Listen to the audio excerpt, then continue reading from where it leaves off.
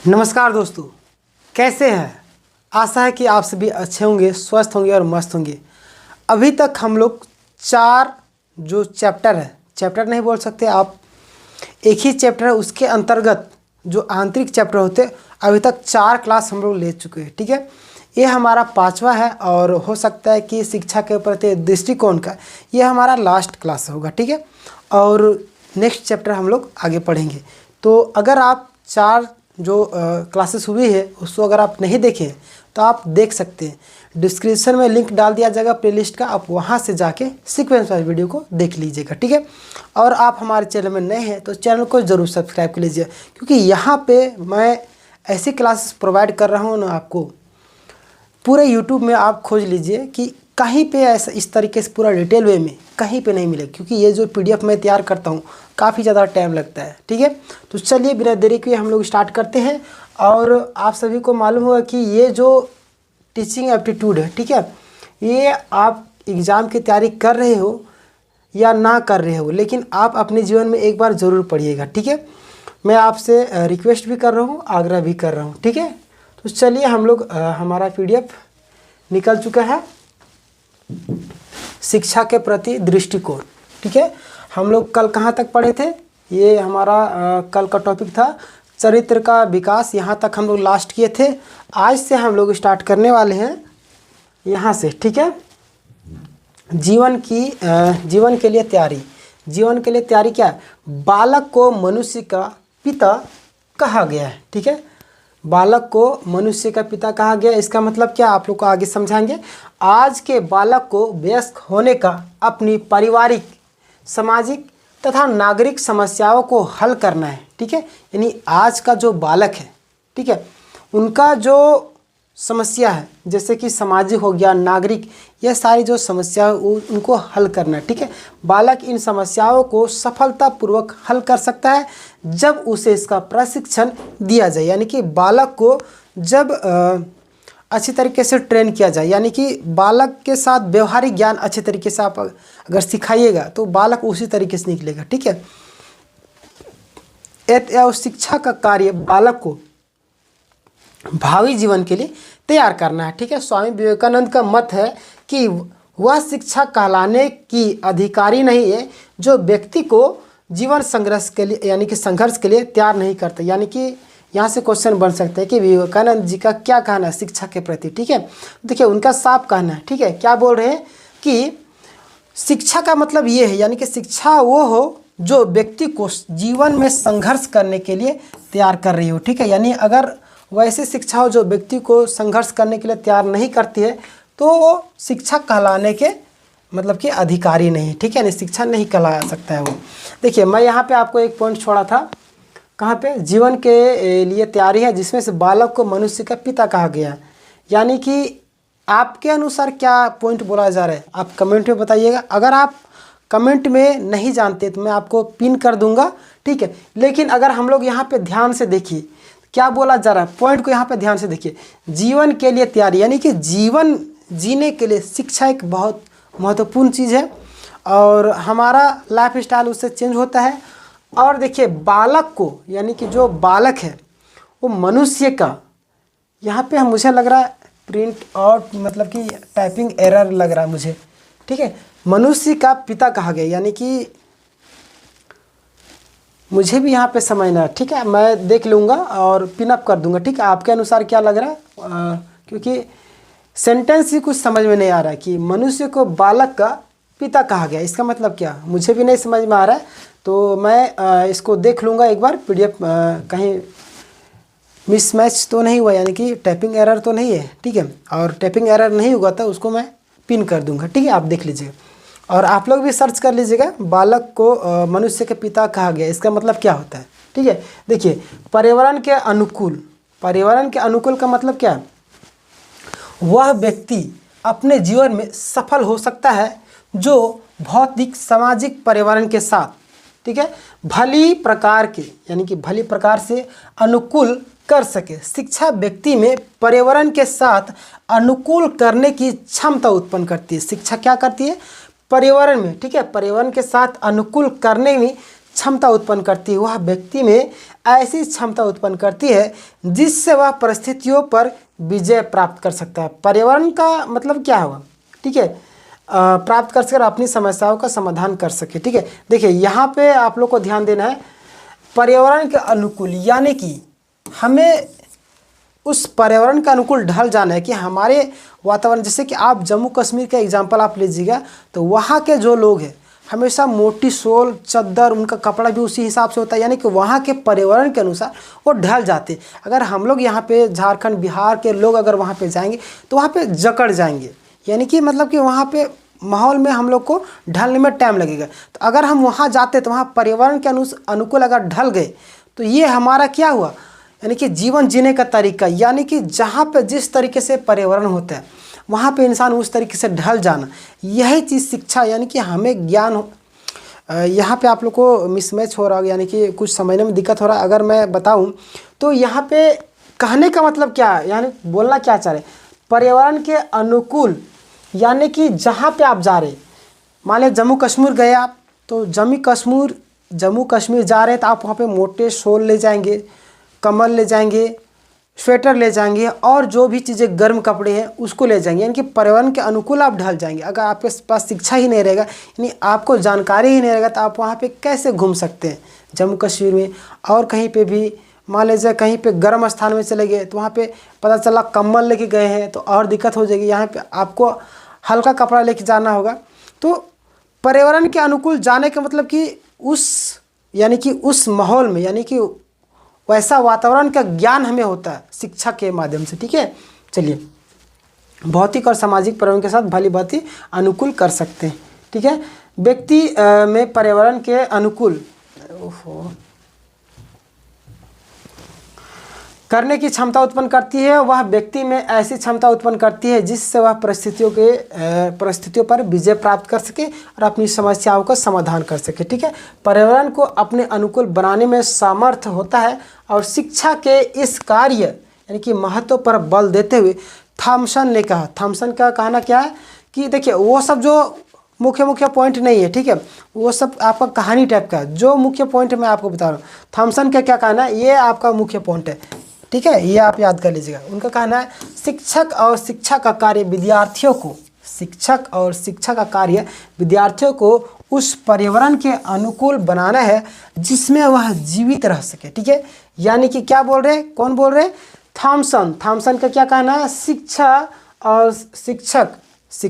और शिक्षा का कार्य विद्यार्थियों को, यानी कि जो सीखने वाले लोग हैं उनको उस पर्यावरण यानी कि उसको उस तरीके से ढाल देना, ठीक है, यानी बनाना जिससे वह यानी कि जीवित रह सके। ठीक है, मैंने अभी एग्जांपल आपको जम्मू कश्मीर का दिया ना, यानी हमें अगर जम्मू कश्मीर जा रहे तो हमें मालूम हो गर्म कपड़ा लेके चलना है, यानी कि हमें उस चीज़ का जानकारी होना चाहिए। तो वही चीज़ जिस क्षेत्र में हम जा रहे हैं, हमें व्यवसायिक क्षेत्र में जा रहे हैं तो शिक्षक का काम वो हमें बताएंगे व्यवसायिक क्षेत्र में कौन क्षेत्र में जाते हैं तो वहाँ पे क्या नुकसान है, क्या फ़ायदे है, किस तरीके से आपको आगे बढ़ना है, तो उस क्षेत्र के अनुकूल बना देना शिक्षक का काम है। ठीक है, यही बोले ताकि जीवित रह सके और अपनी मूल प्रवृत्तियों को संतुष्ट करने के लिए अधिक से अधिक संभव अवसर प्राप्त कर सके। ठीक है, अगला आपका विभिन्न क्षेत्रों में कार्य का व्यवहारिक ज्ञान। ठीक है, यानी कि शिक्षा एक ऐसी चीज़ है जो हमें विभिन्न क्षेत्रों में उसका क्या व्यवहारिक ज्ञान का ये अनुभूति भी करवाती। ठीक है,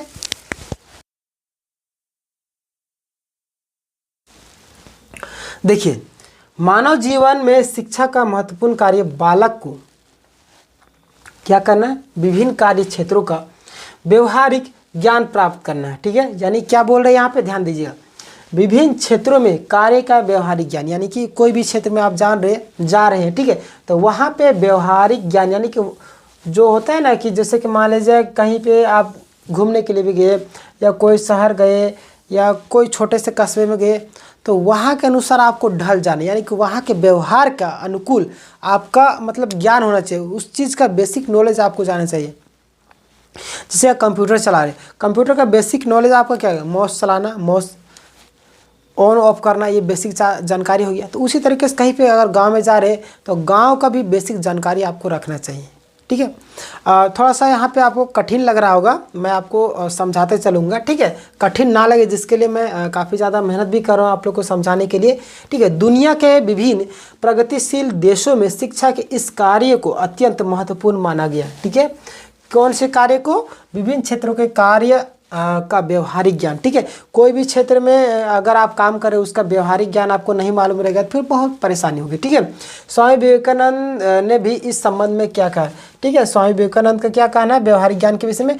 तुमको कार्य के सभी क्षेत्रों का व्यवहारिक ज्ञान प्राप्त करना क्या है? आवश्यक है, ठीक है, बहुत ही ज़्यादा आवश्यक है।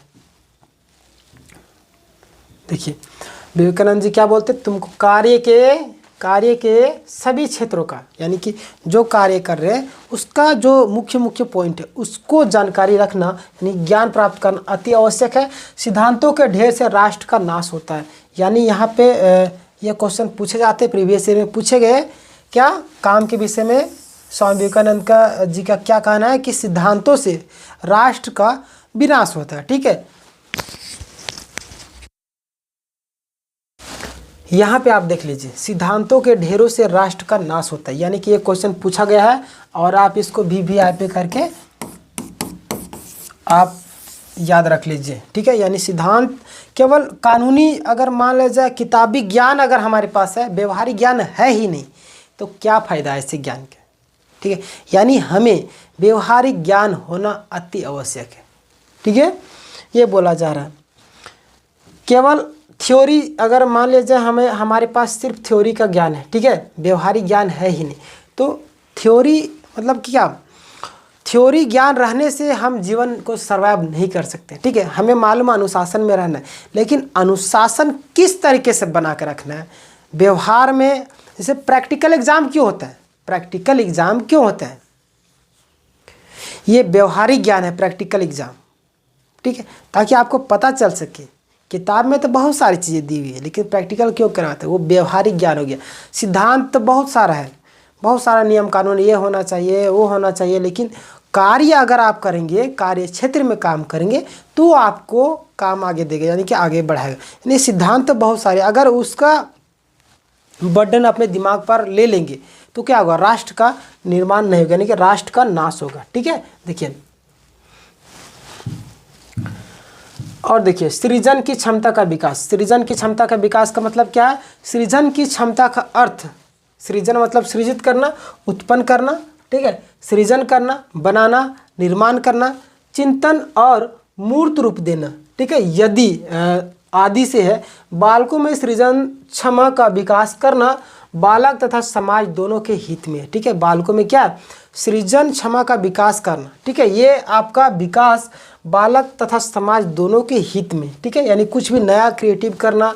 कुछ बालकों में सृजन की क्षमता बहुत अधिक होती है, ठीक है, जिसको बोलते हैं नटखट बालक, कुछ भी उलूल जुलूल करते रहता है। आप 3 इडियट मूवी देखे होंगे तो क्या वो बोलते हैं किताबी ज्ञान से आपको फ़ायदा नहीं, आपको क्रिएटिव होना है। यानी किताबी ज्ञान पढ़ लिए, लेकिन किताबी ज्ञान आपको जीवन जीने के लिए काम नहीं देगा। आपको जीवन जीने के लिए प्रैक्टिकल नॉलेज होना बहुत ही ज़्यादा आवश्यक हो जाता है, ठीक है। तो वही चीज़ 3 इडियट मूवी में बताया गया है कि आप यानी कि रट्टू तोता मत बनिए, रटने से कोई फायदा नहीं, समझने पर जोर दीजिए, उस कैसे क्या हुआ उस पर जोर दीजिए। अगर आप देखे होंगे 3 इडियट मूवी तो आप समझ गए होंगे, ठीक है। देखिए यहाँ पे कुछ जो बालक होते हैं सृजन क्षमता बहुत अधिक होती है, ठीक है, जिनके कारण टीचर भी परेशान, टीचर को बार बार उल्टा पुल्टा क्वेश्चन पूछ देते हैं। अब टीचर परेशान बेचारा और बोलेगा कि क्या ये परेशान करते रहता है, उसको डांट भी दिया जाता है। यानी कि बालक के मन में बहुत सारे क्वेश्चन उठते हैं, ठीक है, वो पूछना चाहता है, उसका जवाब जानना चाहता है। अगर शिक्षक उसका जवाब नहीं देंगे तो वो क्या करेगा? वो हरास होगा, यानी कि उदास हो जाएगा, लास्ट में फिर क्वेश्चन पूछना ही बंद कर देगा, ठीक है। यानी कि ये बोला जा रहा है, ठीक, कुछ बालकों में सृजन की क्षमता बहुत अधिक होती है। शिक्षा का कार्य ऐसे बालकों को खोज करना है, उनमें सृजन क्षमता का विकास करना है। ऐसे ही बालक भविष्य में उच्च कोटि के वैज्ञानिक, कलाकार, चित्रकार और साहित्यकार आदि बनते हैं, ठीक है। यानी कि मैंने अभी आपको बताया, अगर बच्चा जो है ये क्वेश्चन पूछ रहा है, ठीक है, ये क्वेश्चन पूछ रहा है और इधर शिक्षक है, ये जवाब नहीं दे रहा है, ये जवाब नहीं दे रहा है इस बच्चे को, तो क्या करेगा? ये बच्चा थक हार के क्वेश्चन करना ही बंद कर देगा। यानी कि शिक्षक का काम क्या है, ऐसे बालकों की खोज करना जो लगातार यानी कि जो सृजन शक्ति वाला हो, नया नया तरीका कुछ ना कुछ करता हो, यानी कि कुछ खोज करने की कोशिश करता हो। अगर वैसे बालकों को हम लोग खोज करेंगे यानी कि उन लोग को प्रोत्साहित करेंगे तो हम लोग क्या वैज्ञानिक, कलाकार, चित्रकार और साहित्यकार आदि ऐसे बालक बनते थे। शिक्षक का काम क्या है कि होनहार बालकों का खोज करना, क्रिएटिव बालकों को खोज करना। ठीक है, चलिए अगला देखते हैं, भाषा की कुशलता का विकास। भाषा की कुशलता का विकास क्या है? ठीक है, बालक में भाषा की कुशलता तभी आ सकती है जब वो सुनने, बोलने और पढ़ने और लिखने के दक्ष हो, यानी कि पूर्ण हो। ठीक है, भाषा की कुशलता किस में आ सकती है? जब बालक बोलने, लिखने, सुनने और बहुत सारी चीज़ों में क्या दक्ष यानी कि पूर्ण हो।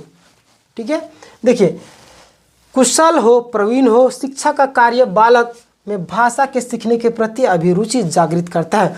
भाषा का प्रयोग करना सीखना है। ठीक है, यानी भाषा का प्रयोग करना ही सीखना है और उसमें भाषा के चारों क्षमताओं सुनने, बोलने, पढ़ने और लिखने का विकास करना है। ठीक है, मान लीजिए अब इंग्लिश सीखते हैं तो सबसे पहले आपको क्या करना है, आप सुनिएगा उसको, फिर धीरे धीरे बोलना स्टार्ट कीजिएगा, फिर सही तरीके से बोलिएगा, फिर लिखिएगा।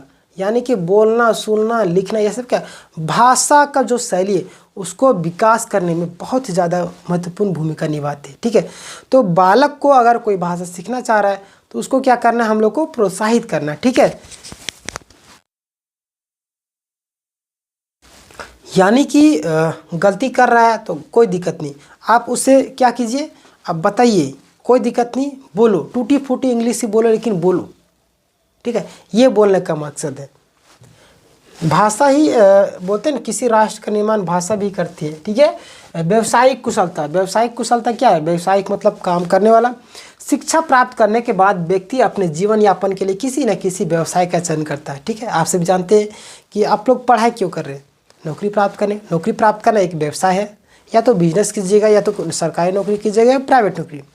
तो आप पढ़ाई किस लिए कर रहे हैं? व्यवसाय के, यानी कि जीवन यापन के लिए। ठीक है, देखिए किसी ना किसी व्यवसाय का चयन करता है। यदि वह अपने व्यवसाय में कुशल प्राप्त कर लेता है, यानी कुशलता, यदि आप अपने काम में कुशलता प्राप्त कर लेते हैं, प्रमोशन होता है और भी पैसे कमाते हैं। ठीक है, यही वह सफल और सुखी रहता है, खुश होता है। यानी कि बोलते हैं ना, अल्टीमेट हम लोग का मकसद क्या है? पढ़ना, लिखना, काम करना, मतलब कि रोज़गार प्राप्त करने के बाद भी हमारा कुछ भी काम कर रहे, पैसे कमा रहे, तो अल्टीमेट हमारा उद्देश्य क्या है? खुश रहना।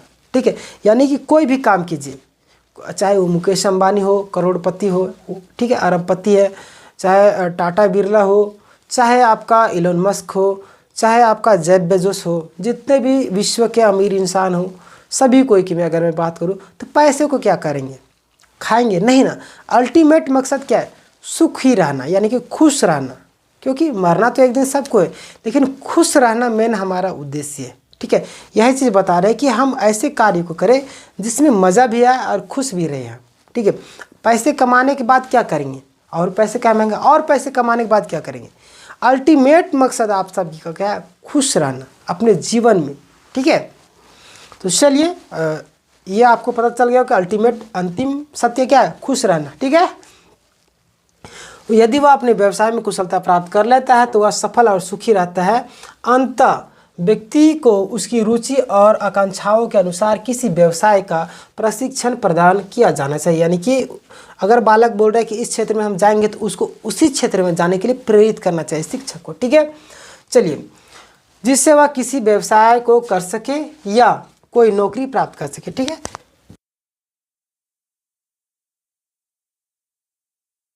क्या बोले कि यानी कि जो बालक जिस क्षेत्र में वो जाना चाहता है, ठीक है, यानी उसको उसी क्षेत्र में जाने के लिए प्रेरित करना चाहिए। ठीक है, ताकि वह नौकरी प्राप्त करे, यानी कि व्यवसाय को आगे बढ़ा सके। ठीक है, चलिए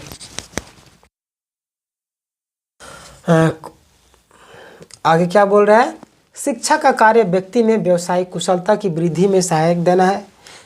यानी कि बोले ना कि हम पढ़ क्यों रहे, हम जानकारी क्यों ले रहे, यानी कि व्यवसायिक क्षेत्र में और अधिक मतलब क्या कर बेनिफिट लाने के लिए, यानी कि सहज लाने के लिए। ठीक है, हम पढ़े लिखे रहेंगे, उस क्षेत्र में अगर जा रहे हैं तो थोड़ा सा हमें जानकारी अधिक होगी। ठीक है, तो यही चीज़ बताया जा रहा है कि उस क्षेत्र में बच्चों को भेजना, अगर कोई बालक जो जाना चाह रहा है, जिससे वह स्वावलंबी बन सके। स्वावलंबी मतलब जानते हैं, खुददार, अपने तथा अपने परिवार का भरण पोषण कर सके, व्यवसायिक कुशलता के प्राप्ति और इसमें वृद्धि से देश का उत्पादन बढ़ता है। ठीक है, यानी रोजगार बढ़ेगा। यहाँ के युवा जो नए नए क्रिएटिव तरीके से अपना प्रोडक्ट वगैरह बनाएंगे, नया खोज करेंगे, तो क्या देश और क्या रोजगार बढ़ेगा यहाँ के युवाओं में। ठीक है, देश का विकास होगा, यह चीज़ बोल रहे हैं।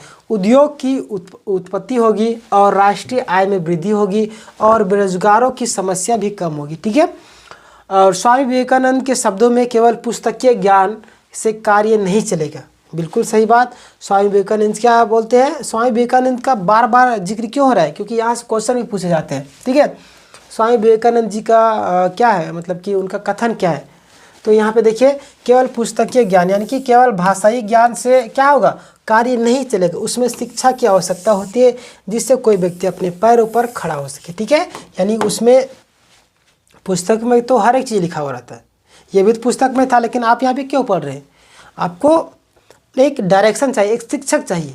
ठीक है, यानी एक डायरेक्शन आपके पास रहेगा, यानी कि उसी क्षेत्र में जाने का, तो आप उसमें ज़्यादा इंटरेस्ट लेंगे। ठीक है, और रोज़गार के जो अवसर है उसको प्राप्त करेंगे, देश को अपने खुद सुधारिएगा, रोज़गार के अवसर प्राप्त होंगे, नए नए कुशलता आपके अंदर आएगी। तो ये सारी चीज़ें हैं। ठीक है, चलिए, अनुभवों का पुनर्गठन एवं पुनर्रचना। ठीक है, अनुभवों का पुनर्गठन पुनर्रचना क्या है, व्यक्ति अपने जीवन में, व्यक्ति जो है अपने जीवन में पग पग पर अनुभव प्राप्त करता है, यानी कि कदम कदम पर अनुभव प्राप्त करता है। ठीक है, यानी आप यहाँ पे पढ़ रहे हैं तो आप यहाँ पे आने से पहले कहीं और पढ़े होंगे या कोई और यूट्यूब चैनल में पढ़ रहे होंगे, तो वहाँ पे आपको अच्छा नहीं लगा हो, तो यहाँ पे आए होंगे, यानी वहाँ पे अनुभव क्या किया, वो अच्छा शिक्षक नहीं, अच्छे तरीके से एक्सप्लेन नहीं करते, इतना डिटेल वे में नहीं पढ़ाता।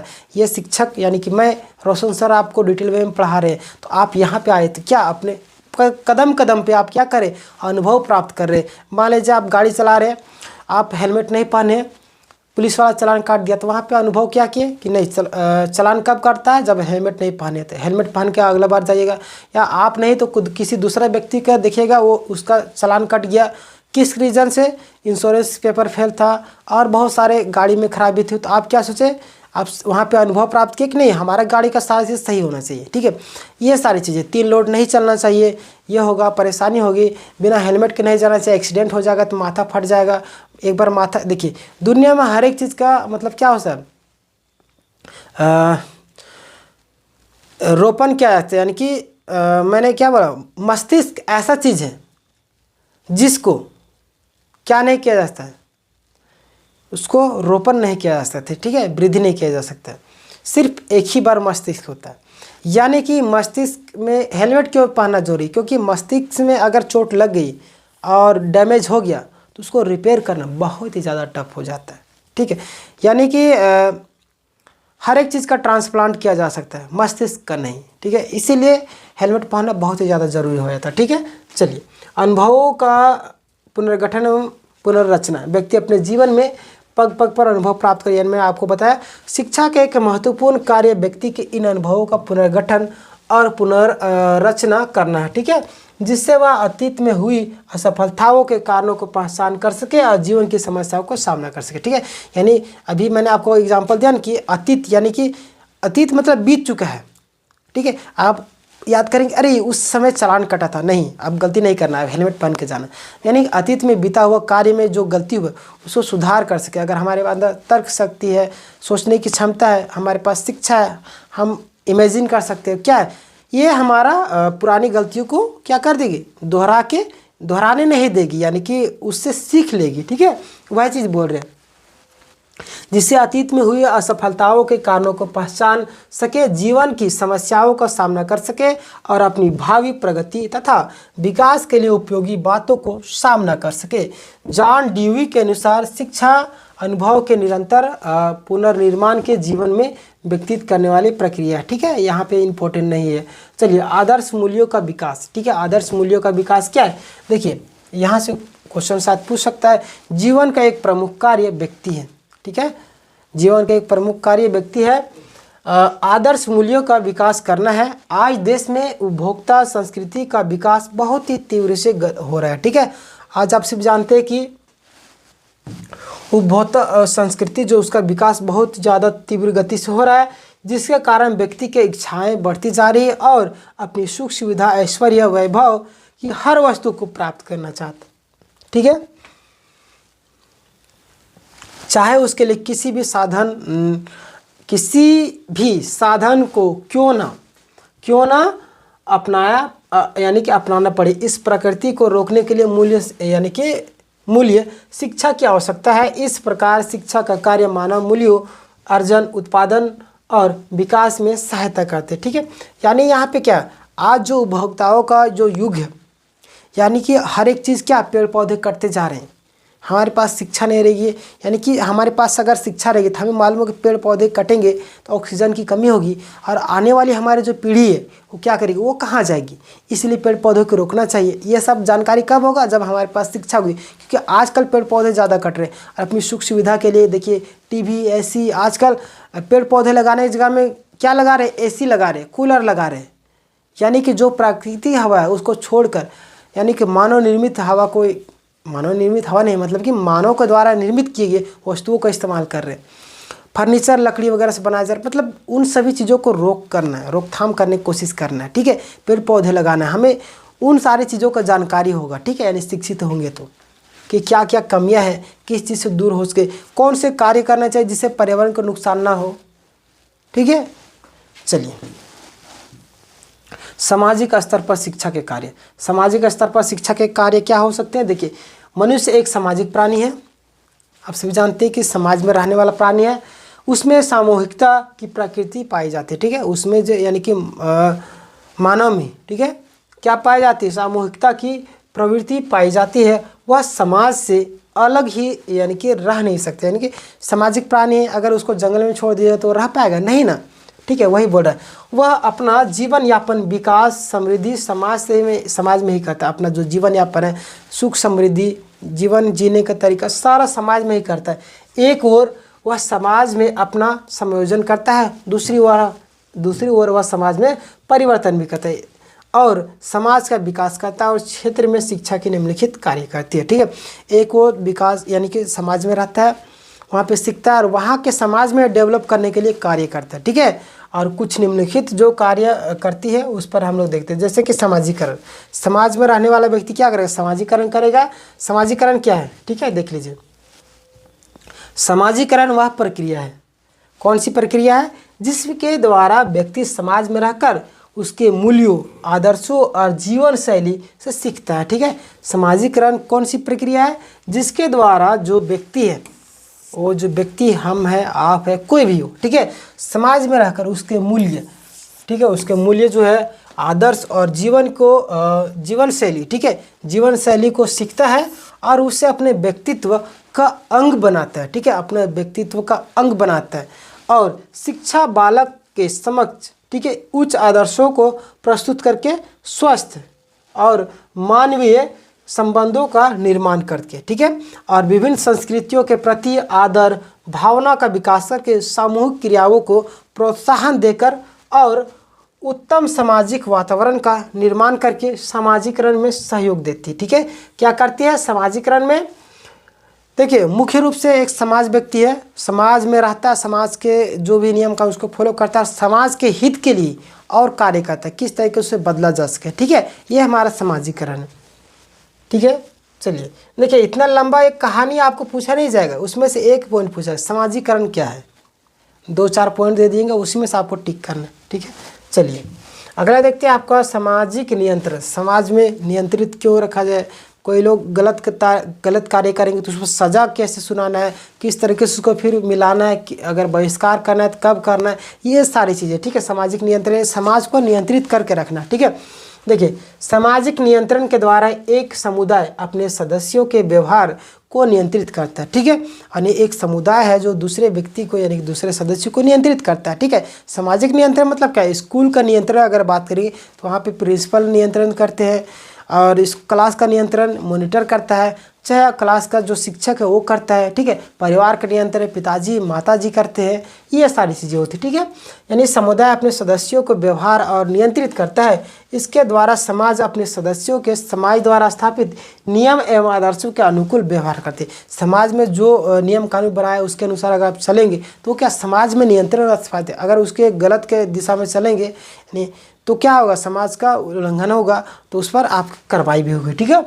देखिए, अनुकूल व्यवहार करने को प्रेरित करता है। यदि समाज ऐसा ना करे तो समाज विघटित हो जाएगा, यानी कि टूट जाएगा। विघटित मतलब क्या है, टूट जाना, ठीक है, टूट जाना, ठीक है, टूट जाना, यानी कि समाज टूट जाएगा, ठीक है।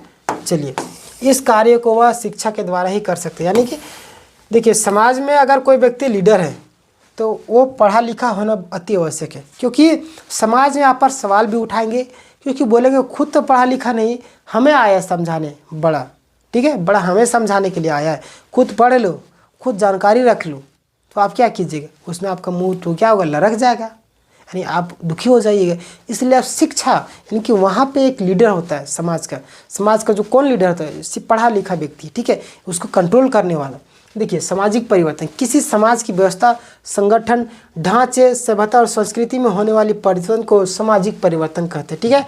सामाजिक परिवर्तन किसे कहते हैं, देखिए, किसी समाज में व्यवस्था, मान लीजिए कोई समाज है, आपके गांव समाज, वो तो समाज ही है, वहाँ पे जो व्यवस्था है, कोई संगठन हो गया आपका संगठन, कोई होगा ढांचा, सभ्यता और संस्कृति में होने वाले कुछ भी बदलाव, ठीक है, कुछ भी बदलाव, संस्कृति बदलाव, कुछ भी परिवर्तन, यानी कि सामाजिक परिवर्तन करते हैं, ठीक है। शिक्षा का कार्य मनुष्य में अपनी भाषा, रहन सहन, खान पान, व्यवहार, विभिन्न यानी कि विधियों और रीति रिवाजों को अपने अनुभवों के आधार पर आवश्यक परिवर्तन एवं विकास की क्षमता पैदा करना है। क्या बोल रहा है यहाँ पे, देखिए क्या बोल रहा है, ध्यान दीजिएगा यहाँ पे। शिक्षा का कार्य यानी कि शिक्षा का जो मूल उद्देश्य है क्या है, मनुष्य को अपनी भाषा बोलने का तरीका सिखा देती है, रहने पढ़ने ओढ़ने का तरीका सिखाती है, खान पान खाने पीने का तरीका, व्यवहार यानी एक दूसरे से मिलने का, बात करने का तरीका सिखाती है, और क्या करती है, रीति रिवाज यानी कि जो भी हमारा संस्कृति है, कला, उसका अनुभव के आधार पर क्या करती है, परिवर्तन एवं विकास की क्षमता पैदा करती है। ये हमारा एजुकेशन, ठीक है। आज के युग में शिक्षा ही एक ऐसा साधन जिसके द्वारा एक शक्तिशाली यानी कि शांतिपूर्ण ढंग से व्यापक सामाजिक परिवर्तन लाए जा सकते हैं, ठीक है। मान लीजिए आप युद्ध करने के लिए नहीं गए, मतलब कि अगर आपको किसी समाज को कंट्रोल करना है तो अहिंसक तरीके से, मतलब कि शिक्षा के द्वारा ही आप उसको कंट्रोल कर सकते हैं, क्योंकि आपके पास ज्ञान रहेगा तभी तो समाज को मतलब दिशा दिखाइएगा। मान जब लाठी से जाइएगा, ईंट के जवाब पत्थर देने दीजिएगा तो फिर गड़बड़ हो जाएगा मामला। यानी कि कोई व्यक्ति आरोप भी लगाया आपको तो आरोप को आराम से टैकल करना है, यानी कि उसको कंट्रोल करना है, ठीक है, घबराना नहीं, शांति दिमाग से सोचना है और उसका जवाब देना है, ठीक है। यही तो एक अच्छा लीडर की पहचान होती है। कंट्रोल करने में शिक्षा हमें बहुत महत्वपूर्ण भूमिका निभाती है।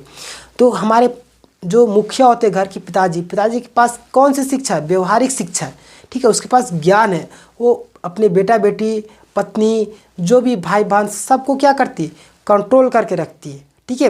वो बताते हैं अपना, उनके पास ये थ्योरी शिक्षा नहीं है, व्यवहारिक ज्ञान है, वो अपने जीवन का अनुभव उसको शेयर करते हैं, बताते हैं। बच्चे कुछ गलती करते हैं किशोरावस्था में तो उसको भी सिखाते हैं, यानी कि अपने जीवन में जो चीज़ें वो सीखे हैं, गलती किए, उन चीज़ों को दोहराते नहीं है, ठीक है, वही चीज़ तो है।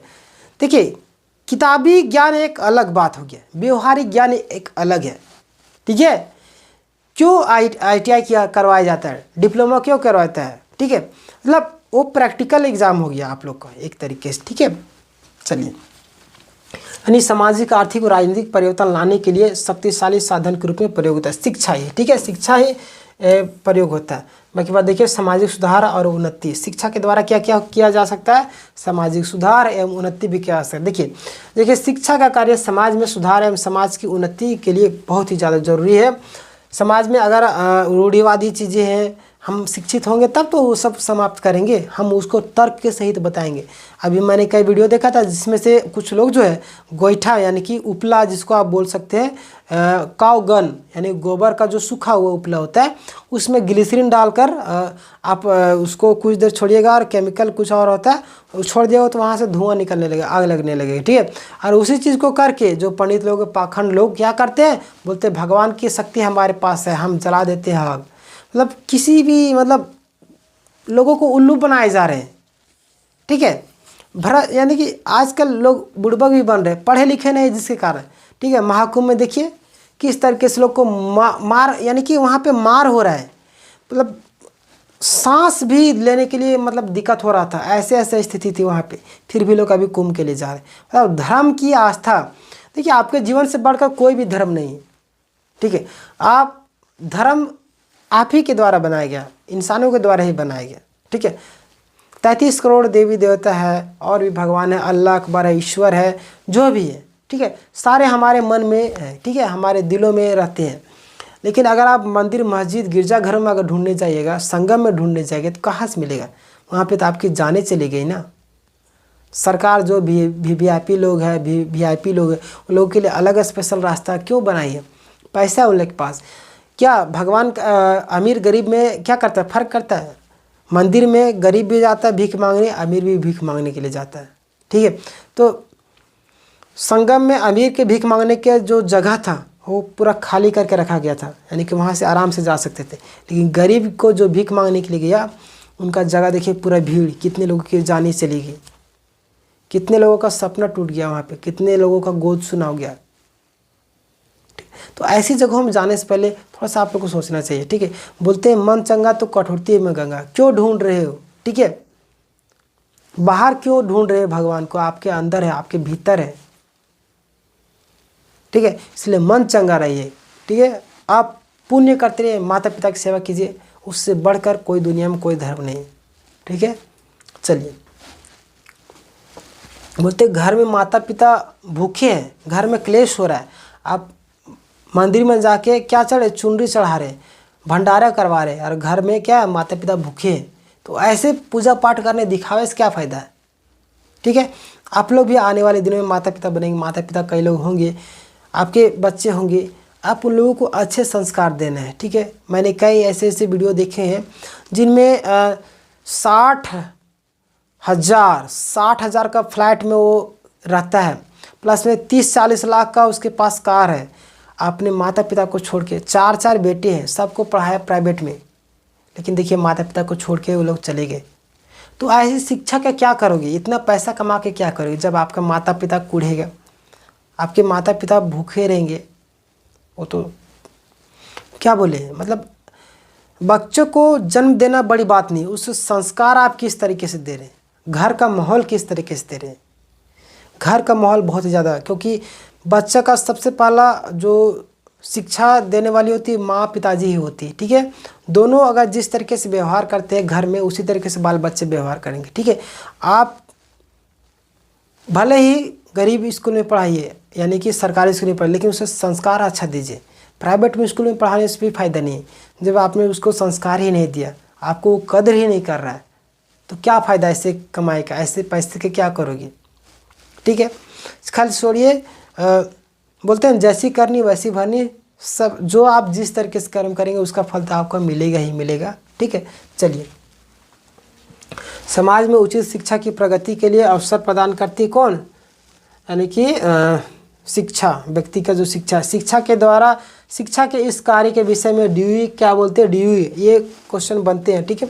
ड्यूई, शिक्षा के विषय में ड्यूई क्या बोलते हैं। देखिए, शिक्षा में निश्चित और अल्पसम यानी कि अल्पमत साधनों द्वारा सामाजिक और संस्थागत उद्देश्य के साथ साथ समाज के कल्याण समिति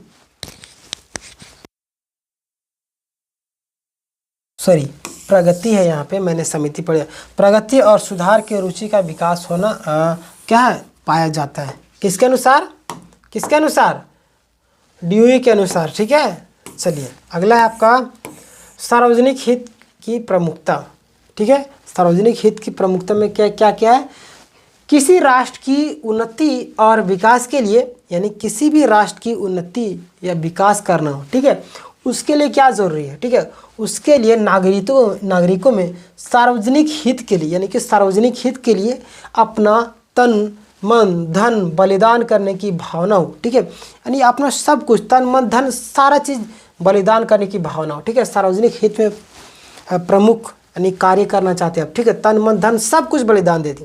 शिक्षा का कार्य इस प्रकार के प्रशिक्षण देना है जिससे व्यक्ति अपने व्यक्तिगत हितों की अपेक्षा सार्वजनिक हितों की अधिक महत्व दे, यानी कि हमें बच्चों को ऐसी शिक्षा देना है जो अपने हित को तो देखेगा लेकिन सार्वजनिक हित के बारे में भी सोचेगा, ठीक है, यानी हमारा हित क्या होगा कि हमारे पास हर एक चीज़ सुख सुविधा हो, फ्रिज हो, कूलर हो, लकड़ी के बना हुआ हर एक क्या हो, फर्नीचर हो। तो देखिए इसमें गलती क्या है, अगर सार्वजनिक हित की मैं अगर बात करें कि लकड़ी का बना हुआ ये सब जो फ्रिज वगैरह हो, ये सब क्या वातावरण को नुकसान पहुंचा रहे हैं, ठीक है, पेड़ पौधे कट रहे हैं, तो उसको बचाए रखने के लिए आपको क्या है, इन सारी चीज़ों को कम उपयोग करना है, बिजली को कम उपयोग करना है, ठीक है, ये आपका सार्वजनिक हित में सोचने के लिए मजबूर करते हैं, ठीक है, यानी कि सार्वजनिक हित को भी ध्यान में रखकर आपको कार्य करना है, ठीक है। चलिए और देखिए इधर जिससे व्यक्ति अपने व्यक्तित्व हितों की अपेक्षा सार्वजनिक हितों को महत्व दे और सार्वजनिक महत्व के लिए अपने हितों का बलिदान करना अपना परम धर्म समझे, ठीक है। सामाजिक कुशलता क्या है, सामाजिक कुशलता देख लीजिए आप, समाज हित और राष्ट्र हित के लिए, ठीक है, समाज हित और राष्ट्र हित के लिए यह आवश्यक हो जाता है कि उसके सदस्य यानी कि जो भी सदस्य सामाजिक दृष्टि से कुशल हो, ठीक है, या शिक्षा का कार्य व्यक्ति को सामाजिक दृष्टि से कुशल, ठीक है, और दक्ष बनाता हूँ, ठीक है। सामाजिक दृष्टि से कुशल दक्ष व्यक्ति का अर्थ या सामाजिक कुशलता की भावना के विकास का अर्थ यह है कि व्यक्ति स्वावलंबी हो, समाज और राष्ट्र के ऊपर भार हो ना हो और दूसरों के हित की रक्षा करे और उनके कार्य में बाधा ना डाले, ठीक है, यानी कि शिक्षा का जो मेन उद्देश्य है यानी किसी और को बाधा नहीं डालना है, लोगों के हित को देखकर अपना कार्य करना है, ठीक है, उनके कार्यों को बाधा ना डाले और समाज व देश की उन्नति और विकास में अपना सहयोग प्रदान करे, ठीक है, और शिक्षा में ऐसा वातावरण और परिस्थितियां पैदा करनी चाहिए जिससे बालक को सामाजिकता की भावना का विकास हो, यानी कि आपको इस तरीके से पढ़ाना होगा कि जैसे बालक में सामाजिकता यानी समाज के प्रति सोचने का नज़रिया बदले, इस तरीके से आपको पढ़ाना है, ठीक है। चलिए आगे देखते हैं हम लोग संस्कृति एवं सभ्यता की सुरक्षा एवं संरक्षण।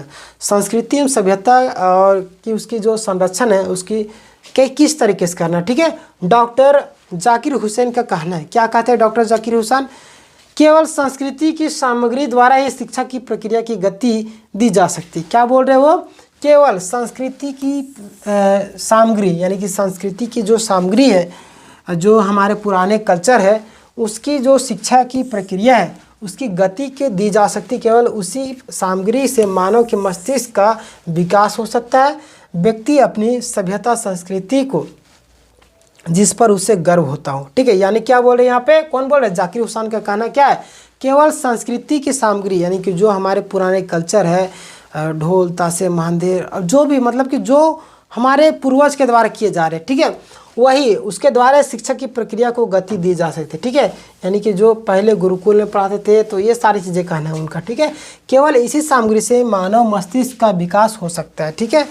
और देखिए व्यक्ति अपनी सभ्यता और संस्कृति को जिस पर उसे गर्व होता हो, ठीक है, सुरक्षित रखना चाहता है तथा उसे भावी पीढ़ी को हस्तांतरित करना चाहता है। यानी आप सब आप देखेंगे कि आजकल क्या हो रहा है, ऐसा ऐसा आधुनिक युग है, मानो कि आजकल तो 1 पैसा 2 पैसा 5 पैसा 25 पैसा तो लोग देख भी नहीं रहे, 1-2 रुपया भी गायब हो रहा है, 5 रुपया 10 रुपया भी चल रहा है, लेकिन धीरे धीरे देखिए वो गायब हो जाएगा। यानी कि हमें जो आने वाली पीढ़ी उसके लिए बचा कर रखना है। ऐसे ऐसे जीव जंतु गायब होते जा रहे, पर्यावरण समाप्त होते जा रहे, जिसके कारण जो जीव जंतु है वो लुप्त होते जा रहे। तो उन सारी चीज़ों को बचाने के लिए हमें क्या करना है, पेड़ पौधे के बचाना है और जीव जंतु को भी बचाना है, ताकि आने वाली हमारी पीढ़ी है वो देख सके। अभी हम क्या डायनासोर को देख पा रहे नहीं ना, तो हमारी जो पीढ़ी थी यानी कि जो पहले के पूर्वज थे उन्होंने क्या किया, हमारे लिए डायनासोर वगैरह को तो बचने नहीं दिया। अब हम लोग जो है और भी बहुत सारी जीव जंतु पशु पंछी है उसको बचने नहीं दे रहे हैं। हमारा जो कल्चर है धीरे धीरे क्या मतलब क्या परिवर्तन होते जा रहा है। ठीक है, तो यही चीज़ बोल रहे कि हमें अपने हित को तो देखना है, लेकिन आने वाली जो पीढ़ी है उसके हित के बारे में भी हमें सोचना है। ठीक है, देखिए शिक्षा केवल संस्कृति की सुरक्षा और हस्तांतरण ही नहीं करती, वरन उसका विकास करती और रह सुधार भी करती है। ठीक है, और वह क्या करती है, सुधार भी करती है, जिससे संस्कृति जीवंत ठीक है बनी रहती है। ओटावे का मत क्या है, शिक्षा का एक कार्य समाज के सांस्कृतिक मूल्यों और व्यवहार के प्रतिमानों को उसके युवक और कार्यशील ठीक है सदस्यों को हस्तांतरित करना। ठीक है, किनका कहना है, ओटावे का कहना। ठीक है, ऐसे क्वेश्चन पूछा नहीं जाता है, उसको छोड़िए, ज़्यादा दिमाग नहीं लगे। इस प्रक्रिया यानी कि शिक्षा संस्कृति विरासत के सप्रेम का अत्यधिक महत्वपूर्ण साधन है। ठीक है, अब हम लोग राष्ट्रीय स्तर पर शिक्षा के कार्य देखते हैं। ठीक है, राष्ट्रीय स्तर पर शिक्षा का कार्य, ठीक है, ये क्वेश्चन पूछे जाने की संभावना रहते हैं, इसको हम लोग थोड़ा सा देख लेते हैं। ठीक है, शिक्षा आयोग कब बना था, 1964 से 66, इसको याद रख लीजिए, कब, 1964। ठीक है, 1964 ठीक है से 66 शिक्षा आयोग।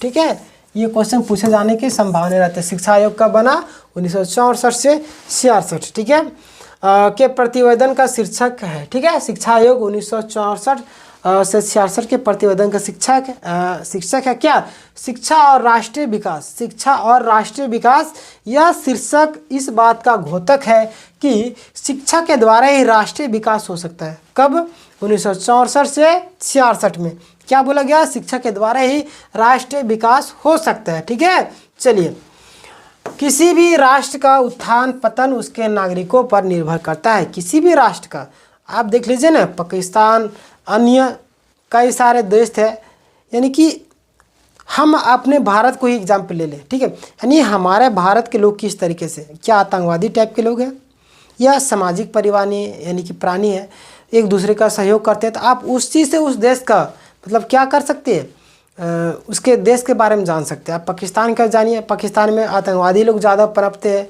तो पाकिस्तान के बारे में हम लोग जान ले रहे हैं। ठीक है, इसी तरह के अन्य किसी चाइना का अगर हम लोग जान लें, नेपाल का जाने, तो उन लोगों का व्यवहार, चाइना का जो चीन है उनका अगर हम लोग जाने, तो उनके जो शासक है, मतलब क्या बोले, किंग जोंग चुंग का क्या नाम है उन लोगों का, मतलब अलग ही उन लोगों का नाम रहता है। ठीक है, आपके मुंह से निकलेगा नहीं, निकलेगा भी नहीं। ठीक है, तो वहाँ मतलब राजतंत्र आप बोल सकते हैं। ठीक है, उन लोगों को मतलब क्या कुछ अनुमति नहीं देता। हम लोग तो भारत में इंटरनेट जो सेवाएं हैं, अपनी आज़ादी से कुछ भी वीडियो अपलोड कर सकते हैं, देख सकते हैं, जो इच्छा वो सारी चीज़ें कर सकते हैं। लेकिन चाइना में उस तरीके से नहीं, वहाँ पे सरकार का कंट्रोल है, हर एक चीज़ जो वो चाहेगी दिखाना वही चीज़ दिखाएगी। ठीक है, ये सारी चीज़ें हैं।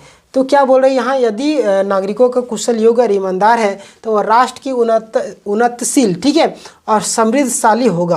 यानी कि जो हमारे देश के जो नागरिक हैं वो क्या करेंगे, कुशल होंगे या योग्य होंगे तो क्या होगा, और ईमानदार होंगे तो राष्ट्र की उन्नति, ईमानदार होंगे, चोरी चकारी नहीं होगा, योग्य होंगे, अगर क्या होंगे, कुशल होंगे तो नए नए रोजगार के अवसर उत्पन्न होंगे, तो क्या होगा, हमारे देश का मतलब उत्थान होगा। ठीक है, समृद्धशाली होगा। राष्ट्रीय विकास में शिक्षा की क्या होगा, कतिपय महत्वपूर्ण कार्य निम्न प्रकार है। ठीक है, आदर्श एवं कुशल नागरिकों का निर्माण। अगला क्या है आपका, आदर्श एवं कुशल नागरिकों का निर्माण। ठीक है,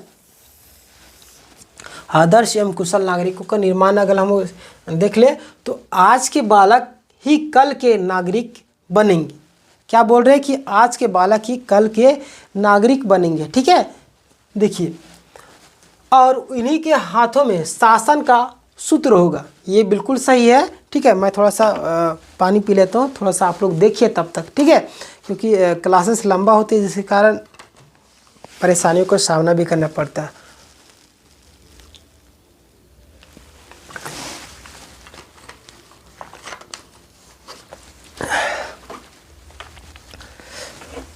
देखिए क्या बोल रहे थे, आदर्श एवं कुशल नागरिकों का निर्माण। आदर्श एवं कुशल नागरिकों का निर्माण में क्या है, आज के बालक ही कल के नागरिक बनेंगे। ठीक है, यानी उन्हीं के हाथों में शासन का सूत्र होगा। अगर आज के जो व्यक्ति है चोरी चमारी करेंगे, कुशल में योग्य नहीं रहेंगे, तो उस देश का भविष्य क्या होगा, क्योंकि जो अभी संभाल रहे पद वो तो हमेशा के लिए नहीं। आज मान लें देश की बात करें, प्रधानमंत्री नरेंद्र मोदी जी हैं, क्या हमेशा वो अमर रहेंगे? नहीं ना, उनके बदले कोई और आएंगे। ठीक है, तो जो नए नए व्यक्ति आएंगे वो करप्शन में अगर लिप्त होंगे तो किस तरीके से देश को चलाएंगे? ठीक है, देश को तो बेच के खा जाएंगे। इसीलिए देश के भविष्य के लिए अच्छे युवक यानी कि देश के भविष्य के लिए शिक्षा एक बहुत ही महत्वपूर्ण योगदान देता है। ठीक है,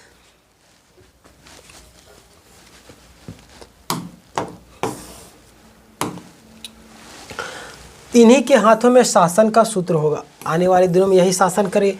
अतः उनका कुशल, योग्य, बुद्धिमान और राष्ट्र प्रेमी होना आवश्यक है। यह कार्य शिक्षा का है। ठीक है, शिक्षा बालकों में आदर्श, शिक्षा जो है बालकों में आदर्श नागरिकों के गुणों का विकास करती है। ठीक है, बिल्कुल करती है, और उनके कर्तव्य और अधिकारों से परिचित कराती है। ठीक है, किनके अधिकारों से परिचित कराती है? बालक के, यानी कि शिक्षा ऐसी चीज़ है, उनके व्यवहार, उनके तरीके, हर एक चीज़ से अवगत कराती है। ठीक है, और देखिए यहाँ पे उनमें देशभक्ति की भावना का भी विकास करती है। ठीक है, क्योंकि हमारे अंदर अगर शिक्षा नहीं रहेगी तो क्या हमारे अंदर देशभक्ति की भी भावना कमी रहेगी। ठीक है, कि शिक्षा एक ऐसी चीज़ है, व्यवहारिक शिक्षा। देखिए, शिक्षा मतलब मैं यहाँ पे किताबी ज्ञान की बात नहीं कर रहा हूँ, हर एक चीज़ की शिक्षा की बात कर रहा हूँ। ठीक है, व्यवहारिक हो या कोई भी किताबी हो, हर एक चीज़ की। ठीक है, उसमें देशभक्ति की भावना का भी विकास कराती है।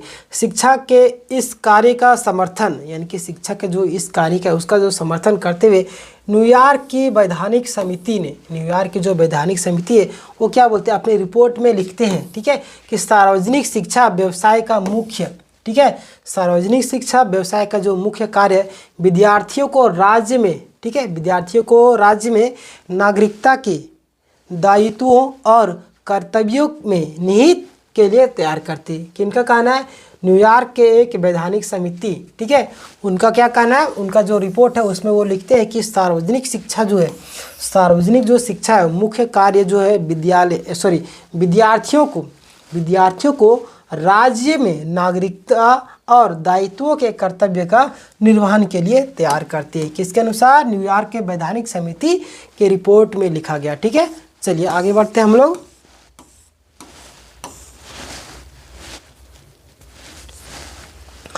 नेतृत्व के लिए प्रशिक्षण, यानी कि नेतृत्व के लिए भी प्रशिक्षण बहुत ही ज़्यादा आवश्यक होते हैं।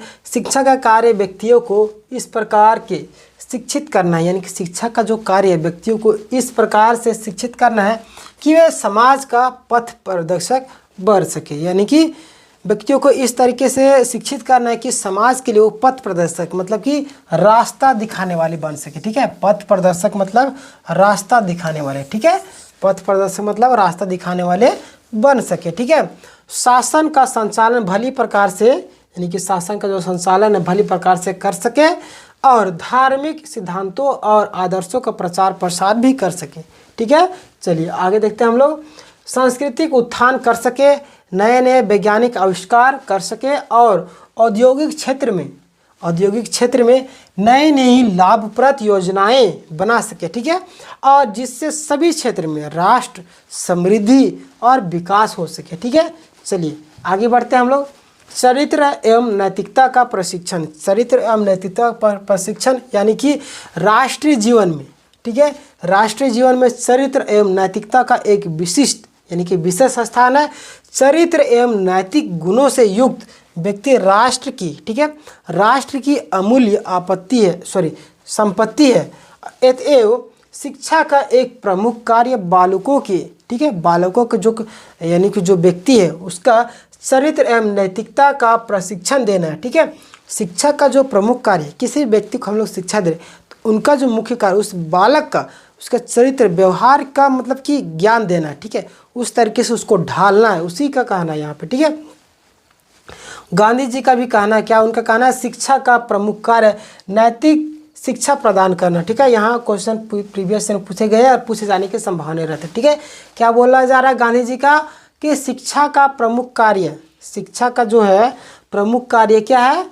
नैतिक शिक्षा। ठीक है, नैतिक शिक्षा प्रदान करना है। ठीक है, शिक्षा के इस कार्य का समर्थन करते हुए हर्बर्टन का कहना है कि अच्छे नैतिक चरित्र का विकास सही शिक्षा। ठीक है, चलिए आगे बढ़ते हैं। अगला आपका राष्ट्रीय विकास। ठीक है, राष्ट्रीय विकास क्या है आपका? देखिए शिक्षा का कार्य राष्ट्रीय विकास, ठीक है, शिक्षा का जो कार्य है राष्ट्रीय विकास के कार्य के तीव्र करना, ठीक है, यानी कि राष्ट्र का जो विकास उसको तीव्र करना, और शिक्षा राष्ट्र की जो राष्ट्र में यानी कि उस देश का नागरिकों को राष्ट्रीय लक्ष्यों से अवगत कराती है। शिक्षा क्या करवाती है, उस राष्ट्र यानी देश के बारे में जानकारी से देती है, ठीक है, उन्हें उनकी प्राप्ति हेतु तैयार करती है, उन्हें यानी कि देश के जानकारी मिलता है शिक्षा के द्वारा, ठीक है। राष्ट्रीय विकास की योजनाओं को सफल बनाने में यानी कि राष्ट्रीय जो योजनाएं हैं, ठीक है, उसको सफल बनाने में शिक्षा की महत्वपूर्ण भूमिका होती है, ठीक है। देखिए क्योंकि राष्ट्र में योजना निकलती है, मैया सम्मान योजना हो गया, झारखंड राज्य की मैं अगर बात करूं, अगर सेंट्रल लेवल पे बात करूं तो प्रधानमंत्री आवास हो गया, और बहुत सारे आवास हो गए, कोई फंड हो गया, वृद्धा पेंशन हो गया, और बहुत सारी चीज़ें। तो हमारे पास अगर शिक्षा ही नहीं रहेगी तो हम उस चीज़ का लाभ उठा पाएंगे नहीं ना। तो यानी हमें शिक्षा होना चाहिए, हमारे पास शिक्षित हम यानी कि हमारे पास अगर शिक्षा अगर रहेगा तो हम लोग उस चीज़ का लाभ उठा पाएंगे, ठीक है। तो ये कहना है इन लोगों का। अगला आपका सभी राष्ट्रीय योजनाओं को सफल बनाने में महत्वपूर्ण भूमिका निभाती है। अगर हमारे पास शिक्षा ही नहीं रहेगा तो जो योग्य व्यक्ति ने उनके पास क्या चलेगा, लाभ चला जाएगा, ठीक है। इसलिए राष्ट्रीय विकास में शिक्षा के योगदान के संबंध में कोठारी आयोग के ये शब्द दृष्टव्य है। कोठारी आयोग से क्वेश्चन पूछे जाते हैं, ठीक है। देखिए भारत के भाग्य, कोठारी आयोग का कथन आप याद कर लीजिएगा, ठीक है। भारत के भाग्य का निर्माण उसकी कक्षाओं में हो रहा है, किसके अनुसार, कोठारी आयोग के अनुसार, ठीक है। भारत के भविष्य का निर्माण उनकी कक्षाओं में हो रहा है, ठीक है। चलिए विद्यालयों और कॉलेजों से निकलने वाले छात्रों की योग्यता और संख्या पर ही राष्ट्रीय पुनर्निर्माण के उस महत्वपूर्ण कार्य की सफलता निर्भर करती है जिसका प्रमुख लक्ष्य हमारी रहन सहन और स्तर ऊंचा उठाना, ठीक है। क्या बोल रहे हैं, कोठारी आयोग तो मैंने बता दिया आपको कि भारत के भाग्य कहाँ पे निर्माण हो रहा है, उनकी कक्षाओं में हो रहा है, ठीक है। कोठारी आयोग को कहना ये क्वेश्चन पूछे जाने की संभावना है और पूछे जाते हैं, ठीक है। अब देखिए यहाँ पे बोल रहे कि हमारे विद्यालय और कॉलेजों में निकालने वाले जो छात्र हैं वहाँ से पढ़ के जो निकलते हैं उनकी योग्यता यानी कि जिस तरीके से उनके अंदर योग्य है और संख्या पर ही निर्भर करते हैं राष्ट्र का निर्माण, ठीक है। यानी कि किस तरीके से उन्होंने शिक्षा ग्रहण किया, नए तरीके से नए कौशल सीखे या रूढ़िवादी तरीके से ही शिक्षा ग्रहण किए या नए स्किल सीख के निकले, क्योंकि अगर नया स्किल सीख के निकलेंगे तो कुछ ना कुछ क्रिएटिव करेंगे और रोजगार के अवसर प्राप्त होंगे। यानी कि जो चीज़ें वो सीख रहे मतलब पता चला कि कुछ सीखे ही नहीं, ऐसे मतलब कि क्या हो रहा है, क्वेश्चन पेपर आजकल ऐसे नहीं लीक हो रहे हैं। अभी आपसे भी अगर जान रहे होंगे कि मैट्रिक का एग्ज़ाम चल रहा है, उसका क्वेश्चन पेपर 3-3 हज़ार में बिक रहा है, बताइए तो देश का भविष्य कैसे निर्माण होगा, ठीक है। तो यहीं पे बोल रहे कि कक्षाओं में ऐसी शिक्षा देनी चाहिए जिससे हमारे देश में नए नए रोजगार के अवसर भी प्राप्त होंगे और जो व्यक्ति है, ठीक है, वो क्या करेंगे, वो अच्छे तरीके से पढ़ के निकलेंगे तो देश के रोजगार के मुद्दे को जो क्या है हमारा जो प्रॉब्लम है देश में, जनसंख्या हो या कोई भी प्रॉब्लम, उसको सॉल्यूशन करेंगे, ठीक है। राष्ट्रीय हितों में को प्राथमिकता, ठीक है। राष्ट्रीय हितों की प्राथमिकता क्या है, प्रत्येक राष्ट्र की अपनी आकांक्षाओं और मूल्य होते हैं, ठीक है। आप सब जानते हैं कि प्रत्येक जो राष्ट्र है उसके अपनी नीति कानून होते हैं और उनको प्राप्त करने के लिए उसे अनेक समस्याओं व चुनौतियों का सामना करना पड़ता है, ठीक है। और उसे प्राप्त करने के लिए कई परीक्षाएं चुनौतियां होती है, बहुत सारे उसको सामना करना पड़ता है। शिक्षा का कार्य व्यक्ति में इस प्रकार की भावना पैदा करना है कि वह राष्ट्र की इन समस्याओं और चुनौतियों का सामना करने में तन मन धन सहायता करे, जिससे राष्ट्र हित की रक्षा से। देखिए मैंने आपको बताया ना कि मुख्य उद्देश्य क्या, प्रॉब्लम सॉल्विंग। शिक्षा का जो मुख्य उद्देश्य क्या, प्रॉब्लम सॉल्विंग, यानी कि आपको क्वेश्चन दिए जाएंगे, वहाँ पे ऑप्शन अगर दिए रहेंगे तो वहाँ पे आपको देखना है कि कौन सा ऑप्शन में प्रॉब्लम सॉल्विंग दे रहा है, तो उसी को टिक लगाना है, ठीक है। क्योंकि आप अगर सोचिएगा कि केजी पहला दूसरा क्लास 10th लेवल तक का जो होता है मतलब सेम बुक से उठा के दे दिया था, वैसे नहीं दिया जाएगा, ठीक है। ये PDF से भी नहीं दिया जाएगा, बस आपको दिया जाएगा, आपका दिमाग चेक किया जाए कि आप शिक्षक बनने के योग्य है या नहीं, ठीक है।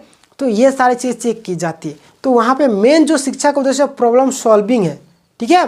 तो वहाँ पे देखना कि प्रॉब्लम सॉल्विंग वाला ऑप्शन कौन सा है, ठीक है। देखिए यहाँ पे शिक्षा का कार्य व्यक्ति की भावना पैदा करना है कि राष्ट्र की समस्या, ये राष्ट्र में जो समस्या, बेरोजगारी की समस्या है और नए नए रोजगार के अवसर कैसे उत्पन्न हो सके, तो ऐसी शिक्षा उत्पन्न करवाना है। ठीक है, ऐसी शिक्षा देना है ताकि इसमें आए कुछ लोग और इन सारी प्रॉब्लम को सॉल्यूशन दे। ठीक है, यही चीज़ बोल रहे हैं। ठीक है, जिससे राष्ट्रीय हित की क्या हो, रक्षा हो सके। ठीक है, चलिए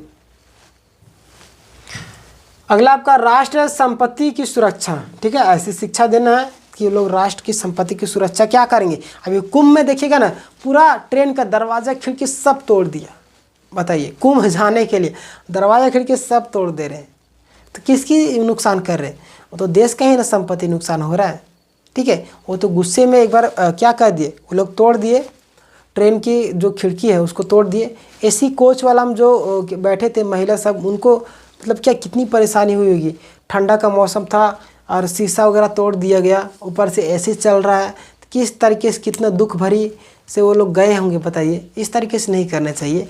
मतलब राष्ट्र का संपत्ति है, उसको नुकसान नहीं पहुंचाना है। ठीक है, तो यही चीज़ें मैं बोल रहा हूँ और यही चीज़ें यहाँ पे भी बोला जा रहा है। ठीक है, आप लोग शिक्षक बनने वाले हैं तो इस चीज़ों को ध्यान दीजिएगा। देखिए क्या बोल रहे हैं, राष्ट्रीय संपत्ति की सुरक्षा। शिक्षा का कार्य देश में लोगों को यह बताना है कि यह सार्वजनिक संपत्ति किसी व्यक्ति विशेष की नहीं है, किसी राजनीतिक दल की नहीं है। ठीक है, शासन करने वालों की नहीं है, लोगों की नहीं है, अपितु यह तो सार्वजनिक है। ठीक है, और संपूर्ण जनता की है, सभी लोगों का है। इसका निर्माण जनता के पैसे से ही हुआ है, इसीलिए देश के प्रत्येक व्यक्ति को राष्ट्रीय संपत्ति की सुरक्षा करनी चाहिए। मैंने अभी आपको समझाया ना। देखिए अगला आपका राजनीतिक चेतना का विकास। राजनीतिक चेतना का विकास क्या है? राष्ट्रीय जीवन में शिक्षा का एक प्रमुख कार्य। ठीक है, राष्ट्रीय जीवन में शिक्षा का एक प्रमुख कार्य क्या है? प्रमुख कार्य देशवासियों, ठीक है, देशवासियों के अंदर राजनीतिक चेतना, राजनीतिक समझ और राजनीतिक दायित्व की भावना का, ठीक है, राजनीतिक दायित्व की भावना का विकास करना। क्या बोल रहे हैं यहाँ पे कि देखिए राष्ट्रीय जीवन में शिक्षा का एक प्रमुख कार्य क्या? देशवासियों के अंदर, ठीक है, देशवासियों के अंदर क्या करना है? राजनीतिक चेतना, राजनीतिक समझ, यानी कि सोचने समझने की शक्ति, राजनीतिक दायित्व की भावना। जैसे क्या होता है, बहुत सारे शिक्षक, बहुत सारे लोग अरे नेतागिरी करना ये सब कीचड़ वाला काम, यानी कि क्या हो, कीचड़ के दलदल में फंसना। नेता बनना मतलब कि कीचड़ उछालने जैसा हो गया, सब लोग कीचड़ उछालेंगे, इसलिए दलदल से दूर ही रहना है। ऐसा गलत बात नहीं सोचना है, क्योंकि आपको ये सारी चीज़ें बच्चों को नहीं सिखाना। आपको बोलना है कि हमारे जैसे लोग, अच्छे शिक्षक यानी कि अच्छे व्यक्ति अगर देश की राजनीति में जाएंगे तो क्या करें, उसके देश का सुधार कर सकते हैं। अभी देखिए अवध ओझा सर लड़े थे ना, हालांकि वो हार गए, सेकंड पोजीशन में आए, कोई दिक्कत नहीं, फिर भी लड़े ना। तो इसी तरीके से शिक्षकों को, जो स्टूडेंट है उसको बतानी चाहिए, राजनीतिक चीज़ों को समझना चाहिए, ताकि वो लोग देश के भविष्य को बदल सके, या ना कि राजनीति से दूर चले जाना। ठीक है, ये चीज़ें बोल रहे हैं। देखिए प्रजातंत्र को सुदृढ़ बनाना है। ठीक है, क्या बोल रहे हैं? प्रजातंत्र को सुदृढ़ बनाना, राष्ट्रीय सुरक्षा को मजबूत करने, राष्ट्रीय संपदा का विकास करने और राष्ट्रीय भावना को जगाने के कार्य शिक्षा के द्वारा हो सकता है। ठीक है, देखिए अगला है आपका, हमें लगता है कि लास्ट हम लोग पहुंच गए लास्ट पॉइंट पर। 1-2 पेज और हैगा, हम लोग आज पूरा समाप्त कर ही देंगे। ठीक है, चाहे टाइम 1 घंटा लगे, 1.5 घंटा लगे, जितना भी लगे पूरा समाप्त कर देंगे। ठीक है, कल से हम लोग MCQ देखेंगे इसका। जैसे मैं MCQ लाऊंगा तो आप लोग को समझ में आ जाएगा। ठीक है, क्योंकि MCQ के द्वारा आपको समझ में आएगा क्वेश्चन किस तरीके से पूछा जाता है। ठीक है, देखिए यहाँ पे राष्ट्रीय एकता। ठीक है, किसी राष्ट्रीय एकता यानी कि क्या है, देखिए यहाँ पे किसी राष्ट्र के, ठीक है, किसी राष्ट्र के 1 मिनट, यहाँ पे टाइपिंग एरर है। ठीक है, किसी राष्ट्र के, ठीक है, सात्विक के लिए, क्या मैं यहाँ पे समय सत्वी, हाँ देखिए यहाँ पे क्या बोला, किसी राष्ट्र के साथ विकास यहाँ होगा। ठीक है, किसी राष्ट्र के साथ विकास के लिए आवश्यक है कि उसके, यानी कि उसके नागरिकों में राष्ट्रीय एकता की भावना हो। ठीक है, यहाँ पे देखिए, यहाँ पे सारा एक लाइन में लिखा गया है। ठीक है, अरे ये टाइपिंग एरर है, कोई दिक्कत नहीं। देखिए क्या बोले, किसी राष्ट्र के, ठीक है, अगर उसके विकास की अगर यानी कि हम लोग बात करें तो उनके लिए सबसे ज़्यादा आवश्यक हो जाता है कि उनके जो देश के नागरिक है राष्ट्रीय एकता की भावना, यानी कि जातीयता, सांप्रदायिकता, प्रांतीयता, भाषावाद और गरीबी, ठीक है, अमीरी आदि अनेक कारणों से लोगों को कटुता, वैमनस्य, ठीक है, द्वेष आदि भावनाएं पैदा हो जाती, जिससे कभी कभी बड़े संघर्ष भी हो जाते, ठीक है। लेकिन राष्ट्रीय एकता खतरे में पड़ जाती है। शिक्षा का कार्य कटुता, वैमनस्य, ईर्ष्या, द्वेष आदि प्रकार की संकीर्ण भावनाओं को अपनाने से रोकना है, ठीक है। यानी क्या बोल रहे हैं, संकीर्ण मतलब संकरा, छोटी सोच, ठीक है, छोटी सोच, क्या बोल रहे हैं, छोटी सोच। यानी कि देखिए यहाँ पे ध्यान दीजिएगा, शिक्षा अगर हमारे अंदर रहेगी तो क्या हमारे अंदर ईर्ष्या नहीं रहेगी, द्वेष नहीं रहेगा, वैमनस्य नहीं रहेगा, कटुता नहीं रहेगी। ये सब छोटी छोटी जो तुच्छ बातें होती है, ये सारी चीज़ें नहीं आएगी, मन में पनपेगी नहीं, ठीक है। तो ये सारी चीज़ों को रोकना है शिक्षा के द्वारा, ठीक है। और प्रेम, सहयोग, मित्रता, सहकारिता तथा देश प्रेम की भावनाएं उत्पन्न करना है, जिससे देश में राष्ट्रीय एकता बनी रही, ठीक है। शिक्षा का मेन उद्देश्य यही है। राष्ट्रीय एकता स्थापित करने में शिक्षा के महत्व को स्पष्ट करते हुए, ठीक है, नेहरू जी क्या बोलते हैं, देखिए ध्यान से, राष्ट्रीय एकता के प्रश्न में जीवन के प्रत्येक वस्तु आ जाती है, शिक्षा का स्थान इन सबसे ऊपर है, ठीक है। नेहरू जी क्या बोले कि राष्ट्रीय एकता के प्रश्न में जीवन के प्रत्येक वस्तु आ जाती है, ठीक है। राष्ट्रीय एकता के प्रश्न में जीवन की प्रत्येक वस्तु आ जाती है, शिक्षा का स्थान सबसे ऊपर है, किसके अनुसार, नेहरू जी का कहना, ठीक है। आप ये कोट याद कर लीजिए, क्वेश्चन पूछे जाने की संभावना रहती है, ठीक है। देखिए राष्ट्रीय अनुशासन क्या है, डॉक्टर राधाकृष्णन के अनुसार क्या बोलते हैं, राष्ट्रीय एकता राष्ट्रीय मेल का आधार है, ठीक है। किसके अनुसार, डॉक्टर राधाकृष्णन के अनुसार क्या बोल रहे हैं कि राष्ट्रीय एकता और राष्ट्रीय मेल का आधार राष्ट्रीय अनुशासन है। क्या बोले, राष्ट्रीय एकता और राष्ट्रीय मेल का आधार राष्ट्रीय अनुशासन है। राष्ट्रीय अनुशासन राष्ट्र के विकास की पहली आवश्यकता है, ठीक है। यानी कि किसी भी राष्ट्र के अगर हम लोग विकास की अगर हम लोग कल्पना करते हैं तो सबसे पहले अनुशासन होना चाहिए, क्योंकि उसमें नियम कानून होना चाहिए। अब पता चला कि नियम कानून, आप घर का एग्जांपल दीजिए, घर में अगर नियम कानून नहीं, अनुशासन नहीं, तो क्या होगा, वो घर बिखर जाएगा। स्कूल का एग्जांपल ले लीजिए, स्कूल में नियम कानून नहीं रहेगा, एक घंटे में आपका क्लास चेंज नहीं होंगे, यानी कि जो भी रूल रेगुलेशन है पढ़ाई करने का, खेलने कूदने का, जो नियम कानून वो अगर नहीं होगा तो स्कूल का मतलब ही नहीं होगा, ठीक है। अनुशासन मतलब अनुशासन, किसी भी देश का, किसी भी राष्ट्र का निर्माण की कल्पना करते हैं, सबसे पहली बात हमारे मन में अनुशासन आनी चाहिए, ठीक है। यही चीज़ें बोल रहे हैं। चलिए आगे देखते हैं हम लोग। राष्ट्रीय अनुशासन से राष्ट्र का महान बनता है, ठीक है। राष्ट्रीय अनुशासन से राष्ट्रीय चरित्र का निर्माण होता है। राष्ट्रीय अनुशासन स्थापित करने का उत्तरदायित्व शिक्षा का है, ठीक है। यानी कि राष्ट्र का जो अनुशासन उसको स्थापित करने का जो जिम्मा है, किसका, उत्तरदायित्व मतलब जिम्मा किसका, शिक्षा का है। जो शिक्षक है, शिक्षक जो बच्चों को पढ़ाते हैं उसका जिम्मेवारी है।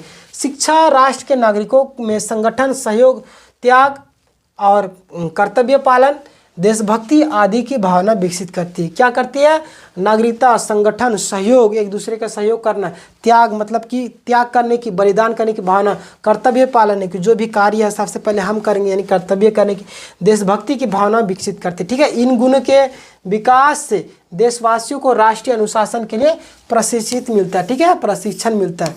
अब देखिए समाप्त हो चुका है, ठीक है। देखिए तो यहाँ तक था आपका क्या, मैं आपको शुरुआत से ले चलता हूँ, ठीक है।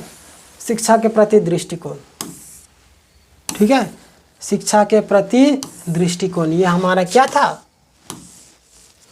आज का हमारा चैप्टर ये समाप्त हो गया, ठीक है। शिक्षा के प्रति दृष्टिकोण, ठीक है, शिक्षा के प्रति दृष्टिकोण चैप्टर समाप्त हो गया।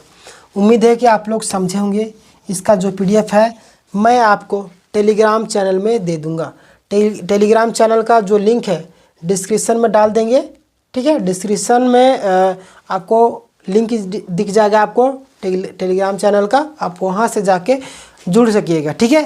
क्योंकि यहाँ पे जो भी क्लासेस होते हैं ऑनलाइन, चाहे मैथ हो, रीजनिंग हो, GS हो, कोई भी सब्जेक्ट का, ठीक है, सारा यहाँ पे सारा PDF यहीं पे मिलता है, ठीक है। टेलीग्राम चैनल का भी नाम है क्या है, टॉप ज्ञान जी, ठीक है, टॉप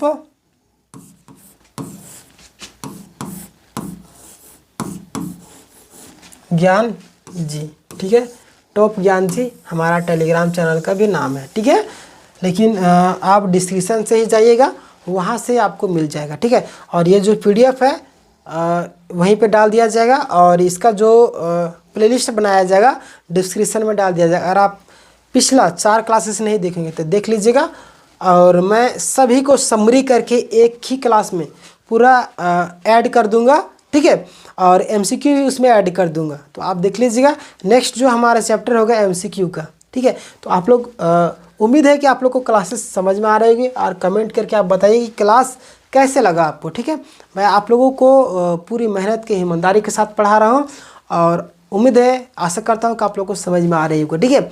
बाकी बात अपना ख्याल जरूर रखिएगा, और कमेंट सेक्शन में अपनी राय जरूर दीजिएगा, ठीक है। बाकी बात मिलेंगे नेक्स्ट वीडियो में, तब तक के लिए अपना ख्याल रखिएगा। जय हिंद, जय भारत। और चैनल को आप लोग ज़रूर से सब्सक्राइब कर लीजिएगा, ठीक है, अगर नए होंगे तो।